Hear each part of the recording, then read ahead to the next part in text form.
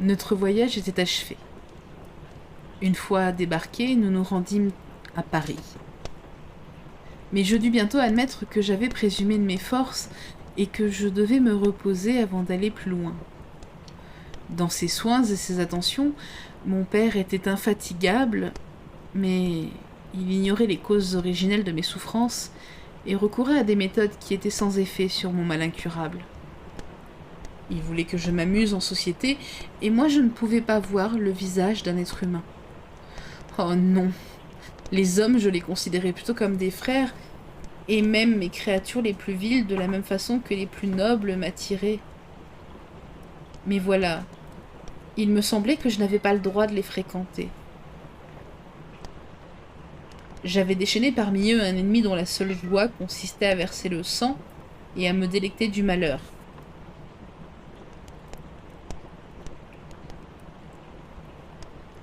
Comme chaque homme, comme tous les hommes me haïraient et me mettraient au banc de la société, ils pouvaient connaître mes actes abominables et les crimes que j'avais engendrés.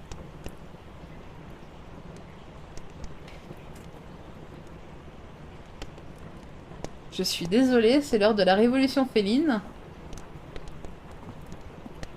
Avez-vous fini, oui?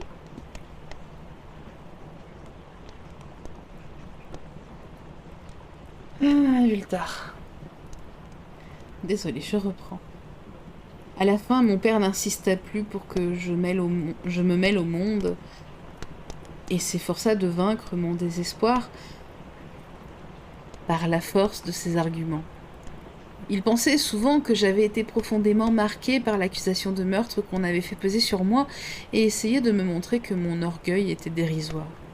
« Hélas, mon père, dis-je, comme tu me connais mal. Les hommes, avec tout ce qu'ils ont comme sentiment et comme passion, seraient réellement avilis si un être aussi misérable que moi pouvait avoir de l'orgueil. Justine, la pauvre Justine, était innocente, plus innocente que moi, et pourtant on l'a également accusée de meurtre et on lui a ôté la vie. C'est à cause de moi. C'est moi qui l'ai tuée. William, Justine, Henri, ils sont tous morts par ma faute. Pendant mon emprisonnement, mon père m'avait souvent entendu tenir les mêmes propos. Lorsque je m'accusais de la sorte, il semblait parfois sur le point de me demander une explication, mais à d'autres moments, il avait l'air d'attribuer mes paroles au délire, comme si, pendant que j'étais malade, cette idée s'était présentée à moi et qu'elle avait continué à me poursuivre au cours de ma convalescence. J'évitais toute explication et ne révélais jamais rien concernant le monstre que j'avais fabriqué. J'étais persuadée qu'on me prendrait pour un fou, et pour cette raison je gardais le silence. Du reste, je n'avais aucune envie non plus de révéler un secret qui plongeait mon auditeur dans la consternation et serait de nature à lui inspirer l'effroi et l'horreur. Je réprimais dès lors mon brûlant désir de sympathie et ne soufflais mot alors même que j'aurais donné le monde en échange de mon fatal secret. Et pourtant, contre mon gré, je laissais échapper mes propos comme celles que j'ai rapportées. Je ne pouvais pas les expliquer, mais en les prononçant, je soulageais passablement mon mal mystérieux. Ce fut lors de telles circonstances que mon père me dit avec une expression d'étonnement.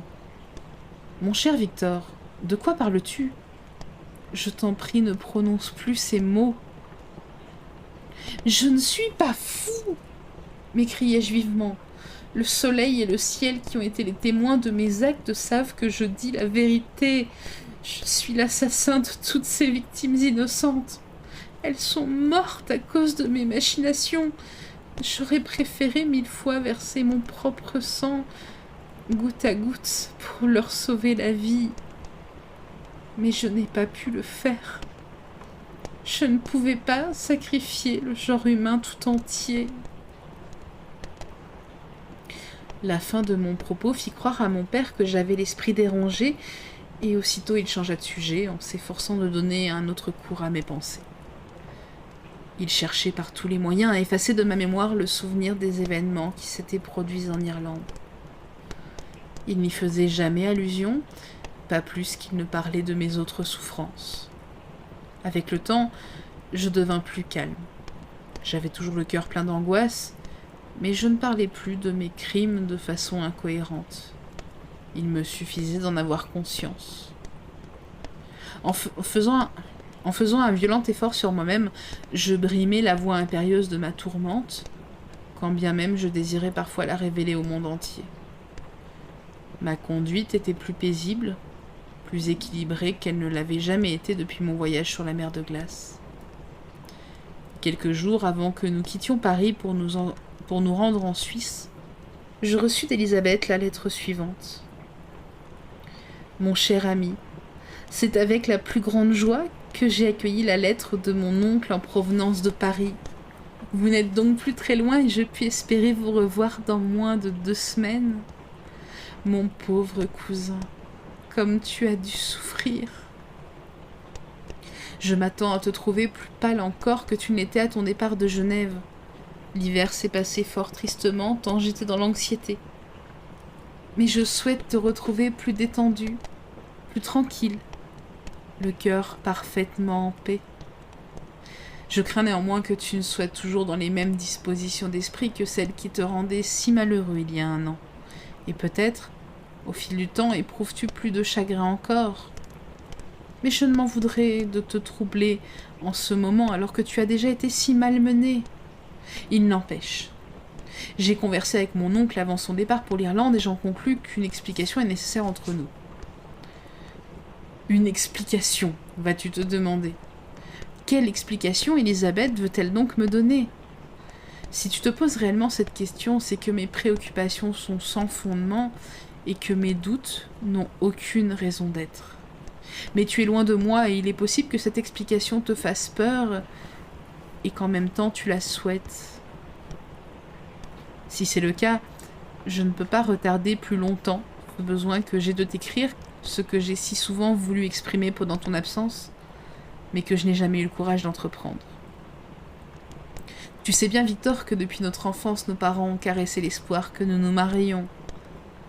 Quand nous étions jeunes, ils en parlaient déjà, et ils avaient la certitude que ce projet serait réalisé. À cette époque, nous nous aimions comme des camarades de jeu, et je crois qu'au fur et à mesure que nous avons grandi, nous sommes devenus des amis chers. Souvent, un frère et une sœur éprouvent l'un pour l'autre une profonde affection, sans que l'amour entre en ligne de compte. Pourquoi n'en serait-il pas ainsi pour nous? Dis-le-moi, mon cher Victor. Je t'en prie, réponds-moi, pour notre bonheur à tous deux, sincèrement, est-ce que tu n'en aimes pas une autre? Tu as voyagé, tu as passé plusieurs années de ta vie à Ingolstadt, et je t'avoue, mon ami, que lorsque l'automne dernier je t'ai vu si malheureux, cherchant la solitude, fuir la compagnie de tout le monde, je n'ai pas pu m'empêcher de croire que tu regrettais ton engagement, mais que tu te sentais obligé, pour une question d'honneur, de répondre aux vœux de tes parents, quand bien même ton cœur s'y opposait. Mais c'est un mauvais raisonnement. Je le confesse, Victor, je t'aime. Dans mes rêves, tu m'apparais toujours comme mon ami, comme mon compagnon le plus fidèle. Mais c'est ton bonheur que je désire autant que le mien, et je te déclare que si ton mariage devait être imposé et non librement consenti, j'en serais éternellement malheureuse. Je pleure en pensant que tu pourrais te sacrifier au mot honneur, alors que tu as été frappé par les plus cruelles calamités, et que seul l'amour et la joie sont de nature à te rendre ton équilibre. Moi, je t'aime d'un amour désintéressé, et je ne voudrais pas attiser tes tourments en me dressant comme un obstacle devant tes désirs. Ah, Victor, sois assuré que ta cousine et ta camarade de jeu t'aiment trop sincèrement pour ne pas envisager avec crainte une telle solution. Sois heureux, mon ami, et si tu réponds à ma demande, sois certain que rien sur terre ne pourrait troubler ma tranquillité. Mais que cette lettre ne te perturbe pas. Ne me réponds ni demain, ni après-demain, ni même avant ton retour si elle devait te peiner. Mon oncle m'enverra des nouvelles de ta santé, et si je distingue un seul sourire sur tes lèvres, quand nous nous rencontrerons, un sourire qui aurait pour origine une de mes initiatives. Je n'aurai plus besoin d'aucun autre bonheur. Elisabeth Lavenza, Genève, le 18 mai 1700. Cette lettre me remit en mémoire la menace du monstre que j'avais oublié. Tu me retrouveras la nuit de tes noces. C'était ma condamnation. Cette nuit-là, le démon mettrait tout en œuvre pour me détruire et m'enlever le rayon de bonheur qui aurait pu, partiellement, me consoler de mes souffrances. Cette nuit-là, ces crimes trouveraient leur apothéose dans ma propre mort. Bien. Il en serait donc ainsi. Nous allions engager un combat décisif et s'il sortait victorieux, j'aurais la paix et son pouvoir sur moi serait terminé. S'il était vaincu, je reviendrais un homme libre. Hélas. Quelle liberté!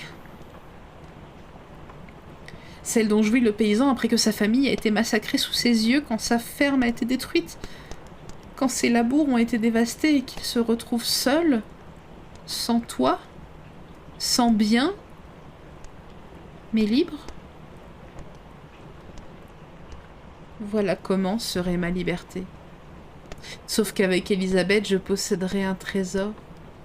Malheureusement, un trésor que j'aurais reçu avec d'horribles remords et le sentiment d'une culpabilité qui me poursuivrait jusqu'à la fin de mes jours. Douce, tendre Elisabeth.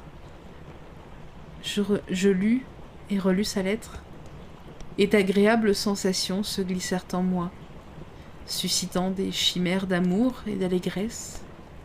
Mais la pomme avait déjà été mangée, et l'ange levait le bras pour m'interdire toute espérance. Pourtant, pour rendre Elisabeth heureux, j'étais prête à mourir. Si le monstre mettait sa menace à exécution, la mort était inévitable. Mais est-ce que mon mariage précipiterait mon destin?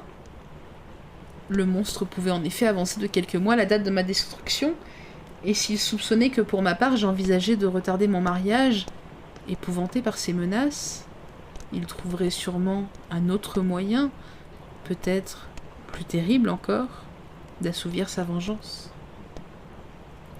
Il avait juré de venir la nuit de mes noces, mais cela ne voulait pas dire que dans l'intervalle il ne se manifesterait pas.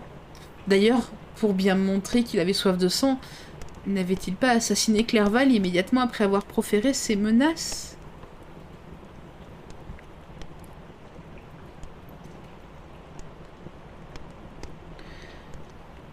Aussi, je me dis que, puisque mon mariage, dans les plus brefs délais, faisait à la fois le bonheur de ma cousine et celui de mon père, je ne pouvais plus le retarder. Quelle que fût l'intention du monstre d'attenter à ma vie, ce fut dans cet état d'esprit que j'écrivis à Elisabeth. Ma lettre était sereine et affectueuse. « Je crains, ma chérie, lui disais-je, que nous ne récoltions pas beaucoup de bonheur sur cette terre. Pourtant, celui que je peux encore trouver est en toi. Chasse donc tes craintes sans fondement. C'est à toi seul que j'ai consacré ma vie, et c'est vers toi que vont tous mes efforts. J'ai un secret, Elisabeth, un secret abominable. Quand il te sera révélé, tu en frémiras d'horreur, et alors, loin d'être surprise de ma misère, tu t'étonneras que je vive toujours après tout ce que j'ai enduré. Je te rapporterai cette effrayante et lamentable histoire le lendemain de notre mariage, car ma chère cousine, une parfaite confiance doit régner entre nous. Mais jusque-là, je t'en conjure, n'en fais ni mention ni allusion. Je te le demande avec force, et je sais que tu en tiendras compte. » Une semaine après la réception de la lettre d'Elisabeth, nous arrivâmes à Genève. La délicieuse fille m'accueillit avec beaucoup de chaleur, mais des larmes lui montèrent aux yeux dès qu'elle vit que j'avais maigri et que j'avais les joues brûlantes de fièvre. Elle aussi avait changé. Elle était plus mince et elle avait un peu perdu de cette magnifique vivacité qui faisait son charme autrefois. Pourtant, sa gentillesse, ses regards pleins de compassion la rendaient plus apte à devenir la compagne d'un être aussi déprimé et aussi misérable que moi. La tranquillité dont je jouissais alors ne dura pas. Mes souvenirs me rendaient fou et je songeais à ce qui s'était passé. J'étais la proie d'une véritable crise de démence à chaque fois. Tantôt je devenais furieux, enragé, tantôt je restais immobile, avachi. Je ne parlais plus, je ne regardais personne, et sans remuer, je ressassais la multitude des malheurs qui s'étaient abattus sur moi. Elisabeth seule avait le pouvoir de m'arracher de mes souffrances. Ma douce voix m'apaisait lorsque j'étais transportée par la passion, et elle m'insufflait des sentiments humains quand j'étais sous le coup de la torpeur. Elle pleurait avec moi et sur moi, et dès lors que je retrouvais la raison, elle me grondait, éveillée à inspirer chez moi un peu de résignation. Ah, ceux qui sont malheureux peuvent bien se résigner, mais un coupable, lui, ne trouve jamais la paix. Les tortures du remords empoisonnent la sérénité qu'on rencontre parfois dans un excès de chagrin. Peu après mon arrivée, mon père aborda la question de mon mariage très prochain avec Elisabeth. Je gardai le silence. « As-tu donc pris un autre engagement ?»« Pas le moins du monde. J'aime Elisabeth et j'envisage notre union avec joie. Fixons la date. Dans la vie ou dans la mort, je me consacrerai au bonheur de ma cousine. » Ne parle pas de la sorte, mon cher Victor. Nous avons déjà dû affronter de grands malheurs, mais nous devons nous rattacher davantage l'un à l'autre et reporter vers ceux qui nous restent l'amour que nous avions pour ceux que nous avons perdus. Notre cercle de famille s'est réduit, mais il y a le lieu de resserrer plus encore nos liens d'affection mutuelle, et quand le temps aura adouci notre désespoir, naîtront de nouveaux objets d'attachement, et ils remplaceront tous ceux dont nous avons été si cruellement privés. Tels étaient les conseils de mon père.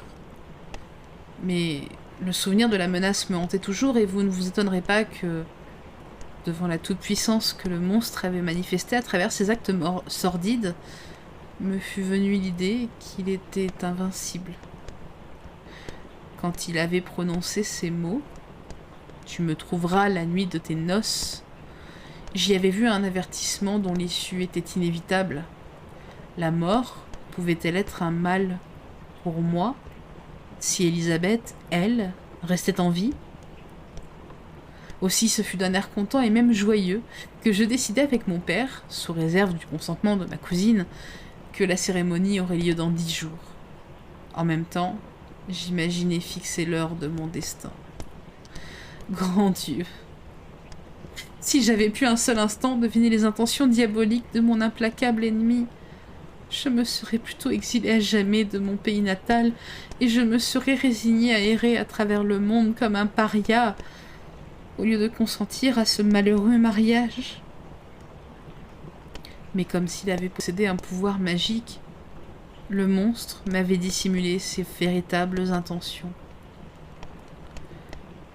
Alors que je pensais avoir préparé ma propre mort, je hâtais celle d'un être que j'aimais. Comme approchait la date fixée du mariage, soit par lâcheté, soit en raison de quelques pressentiments, je me sentais fléchir. Et je cachais mes états d'âme en me montrant joyeux, de telle sorte des sourires et la joie illuminaient le visage de mon père, sans réussir néanmoins à leurrer Elisabeth.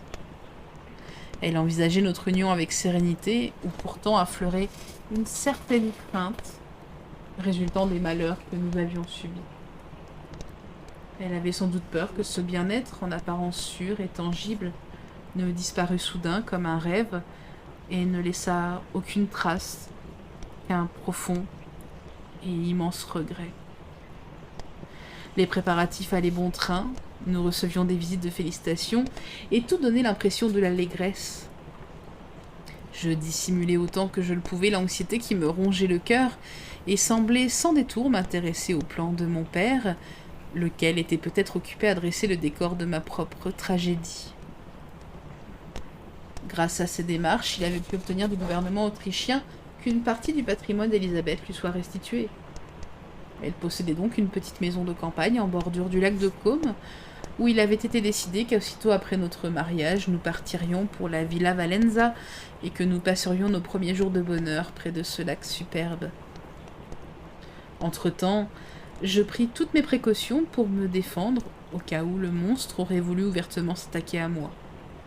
Je portais sans cesse sur moi des pistolets et un poignard, et j'étais toujours sur mes gardes pour prévenir la moindre ruse. Par là, je m'assurais une plus grande tranquillité. À la vérité, à mesure qu'approchait le jour de la cérémonie, la menace du monstre me semblait illusoire. Peu susceptible de troubler ma paix, et du coup le bonheur que j'espérais trouver dans le mariage prenait chaque jour plus de poids. Et cela se confirmait aussi par le fait que j'entendais à tout moment dire autour de moi que rien ne pouvait plus désormais mettre cet événement en péril. Élisabeth semblait heureuse. Ma sérénité contribuait largement à assurer le calme de son esprit. Mais le jour où nos désirs et ma propre destinée allaient enfin s'accomplir, elle devint mélancolique, et un terrible pressentiment s'empara d'elle. Peut-être pensait-elle au formidable secret que je lui avais promis de le révéler le jour après notre mariage. Dans le même temps, mon père rayonnait de joie et ne voyait dans la mélancolie de sa nièce qu'un signe de timidité. Après la cérémonie, de nombreux invités se réunirent dans la maison de mon père. Il avait été convenu qu'Élisabeth et moi commencerions notre voyage par eau et qu'après avoir dormi à Évian, nous le poursuivrions le lendemain. La journée était belle, le vent favorable, tous souriaient à notre voyage de noces. Ce furent les derniers moments de ma vie pendant lesquels j'éprouvais encore des sentiments de bonheur. Nous voguions à bonne allure. Le soleil chauffait, mais nous étions protégés par une espèce de dais et admirions la beauté du paysage, le mont Salève, les jolies berges de Montalegre, et à une certaine distance dominant le tout, le magnifique Mont Blanc. Et l'ensemble des montagnes enneigées qui s'efforcent vainement de rivaliser avec lui. Parfois, au-delà de la rive d'en face, nous voyions le puissant Jura opposer ses flancs obscurs aux ambitieux qui veulent quitter leur pays natal, former une infranchissable barrière devant l'envahisseur qui aurait voulu le réduire en esclavage. Je pris Élisabeth par la main. « Tu es triste, mon amour. Ah, si tu connaissais mes souffrances passées, si tu connaissais celles que je dois encore subir, tu mettrais tout en œuvre pour que je puisse goûter aujourd'hui mes dernières heures de joie, loin de tout désespoir. »« Sois heureux, mon cher Victor, » me répondit Élisabeth. « Il n'y a ici, je pense, rien qui puisse te perturber. Sois certain que si la joie ne se lit pas sur mon visage, mon cœur, lui, est comblé. Quelques lointains pressentiments m'empêchent de trop m'épancher, mais je ne veux pas écouter cette voix sinistre. Regarde comme nous progressons, comme les nuages qui tantôt couvrent et tantôt découvrent le sommet du Mont Blanc rendent le panorama encore plus beau. Peux-tu entendre les innombrables poissons qui nagent dans l'eau limpide où nous pouvons distinguer chaque caillou au fond du lac ? Quel jour divin! Comme la nature entière semble heureuse et sereine. Élisabeth essayait ainsi de chasser de ses pensées et des miennes toute trace de préoccupation mélancolique. Mais son humeur était changeante.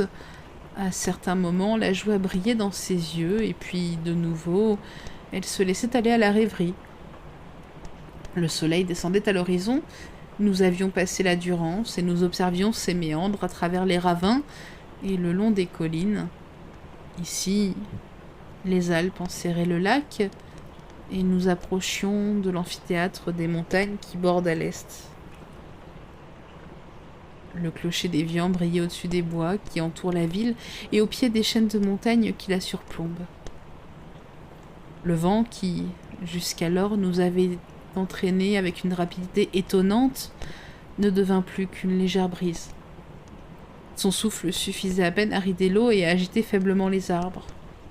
Nous étions près du rivage d'où nous parvenaient des senteurs délicieuses de fleurs et de foin. Le soleil disparut à l'horizon comme nous débarquions, et je sentis ressurgir en moi les effrois et les tourments qui allaient bientôt s'accomplir et me ronger pour toujours.